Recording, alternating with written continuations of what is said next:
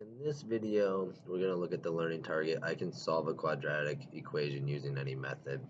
So we're going to kind of look at a mixture of vertex form and standard form. Remember, vertex form only has one x variable, so it's only going to have one x in the equation, where standard form has multiple x's. So if I look at number one here, I have 2/3 x squared plus 14 equals 20. And I notice this is in vertex form because one, it says it, and two, there's just one x value.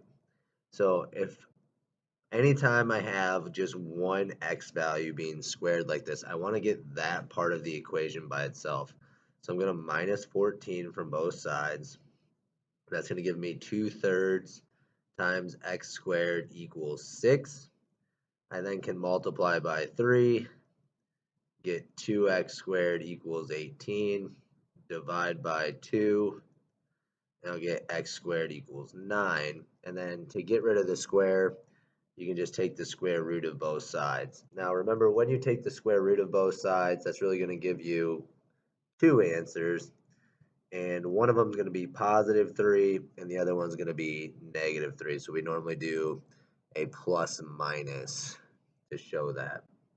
And the reason why we get the positive and negative answers are because if I take 3 squared, well, 3 squared is 9. If I take negative 3 and square it, I also get 9. So we get two answers here. All right, let's go ahead and look at another example. So here at number 2, I have 2 times the quantity x minus 4 squared equals negative 8. And I want to solve this, guys. So I'm going to divide by 2. That's going to give me x minus 4 squared equals negative 4. Once again, I can take the square root of both sides. That's going to give me x minus 4 on the left equals plus or minus. When I take the square root of a negative 4, remember the negative tells me that this is going to be an imaginary number. So I'm going to get I, and then the square root of 4 is 2. So I get plus or minus 2i, and then my last step is just add 4. So I get x equals plus or minus 2i plus 4. Okay, so that's two examples of vertex form there. Now, looking at standard form, we kind of have three different ways you can solve standard form. You can solve by factoring. Okay, that's the first way. You can solve by completing the square, which is the second way. And then lastly, you can solve using the quadratic formula. Now, usually my process for doing this is I always start by trying to factor first. If factoring doesn't work, then I'll consider one of these two. I usually try completing the square if the leading coefficient's a 1 and the middle coefficient's even, or I can always use the quadratic formula if I need to. So looking at number 3, this one wants us to solve by factoring. So remember, factoring is just reverse FOIL. So you ask yourself what times what gives you your first term. And I get the first term by taking x times x, right? X times x gives me the x squared. And then you ask yourself what times what gives you your last number. Well, there's 35, and I can get 35 different ways, right? 1 times 35, I could do 5 times 7, right? So if I want to get a 12, I want the pair that's going to get me a 12. Well, I can see pretty quickly that 5 and 7 are going to add to 12. So I'm going to put plus 5 and plus 7. Notice that if I check it, I get 5x on the inside, I get 7x on the outside. 5x plus 7x is the 12x. Okay, so when I check the O and the I, it works out. And then remember, when you have two factors being multiplied equals 0, well, that just means one of them has to be equal to 0. So I get x equals negative 7, and I get x equals negative 5 as my two answers. Okay, so let's look at another example of solving by factoring. So here I have 3x squared minus 5x equals 2. So I'm going to start by getting everything on one side by subtracting the 2. So I get 3x squared minus 5x minus 2 equals 0.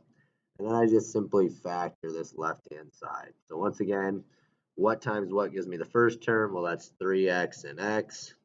And then what multiplies to the last term? Well, that's going to be 1 times 2. Then I want to get a 5 in the middle. Now it's important to notice that I want a -5 in the middle because there's different routes that I can go to get 5 with these numbers. So I noticed that if I put a 2 there, that's going to get me to 6. And then if I take 1 away from it, that'll get me to 5. Now I want the 5 to be negative. So I'm going to make the 2 negative because that'll give me -6. And then when I add 1, -6 plus 1 will be the -5. So this is the factoring, and then I'm going to get 3x plus 1 equals 0. X minus 2 equals 0. Well, that's going to give me an answer of x equals 2.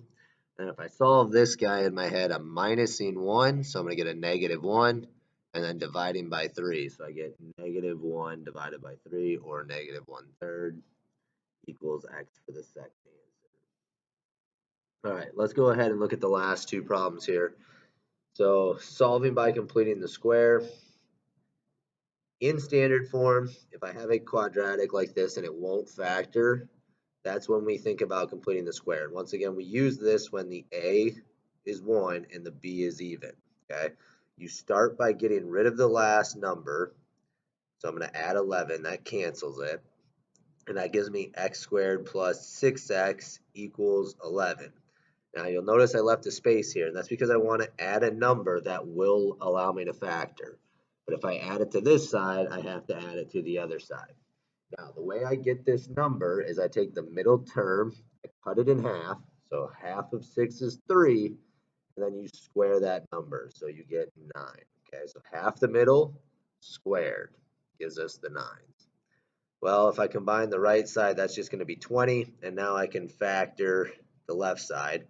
X times x gives me x squared, positive 3 and positive 3 multiply to 9, and will combine to give me 6. You'll notice that whenever you complete the square, these two parentheses will come out the same. So we get x plus 3 times x plus 3 is x plus 3 squared. And then you can take the square root of both sides. So we get x plus 3 equals plus or minus the square root of 20. Remember that there is a perfect square that goes into 20, right? 4 does, so this is the same thing as the square root of 4 times the square root of 5 equals x plus 3. Well, the square root of 4 is 2, so I'm kind of running out of room, so I'm going to have to squeeze it here. The square root of 4 is 2 again, so I get x plus 3 equals plus or minus 2 times the square root of 5. And then my last step is just minus 3. So I get x equals plus or minus 2 times the square root of 5 minus 3 as my final answer. All right, and then the last one here is solving using the quadratic formula in standard form. So once again, we want to get everything on one side. So I would add the 3x over. And remember, you want to put this in order, right? You want the x squared, then the x, then the number. So it's going to be 2x squared plus 3x plus 9 equals 0. And then the quadratic formula is just x equals the opposite of b plus or minus the square root of b squared minus 4ac all over 2a. Okay, and you'll need to know this formula. And then just remember it goes A, B, and C, and then we just plug those numbers into their correct spots. So we want the opposite of B, well, that's going to be -3 plus or minus B squared. Well, if I take 3 squared, that's 9, minus 4 times my A, which is 2, times my C, which is 9. And then I'm dividing by 2 times the A, well, 2 times 2 is 4. I then want to simplify this guy. So if I go ahead and do that, 4 times 2 is 8. 8 times 9 is 72. So I get -72. So it's going to be x equals -3 plus or minus the square root of 9 minus 72 all over 4. And then if I take 9 and I subtract 72, I'm going to get -63.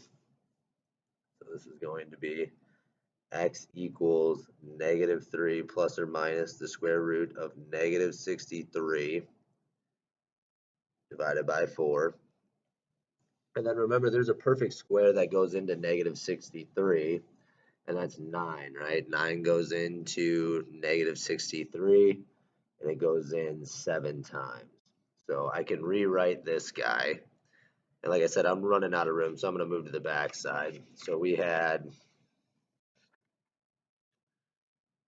x equals -3 plus or minus the square root of -63 over 4. And as I was saying, there's a perfect square that goes into this, so I can rewrite this as -3 plus or minus the square root of 9 times the square root of -7, right? -7 times 9 is -63 divided by 4. And then remember, the square root of 9 is 3. If you have a negative under a square root, that tells you that it's imaginary, so you can pull off the negative as I, and then you're left with the square root of 7, and then that's all divided by 4. I can't simplify anything else, so this would be the answer. Okay, so just to kind of recap here at the end, if it has one variable, okay, that's going to be in vertex form. So you solve for what's being squared, and you take the square root of both sides. Okay, that's vertex form. Standard form, we have three different options. We have factoring, completing the square, and quadratic formula.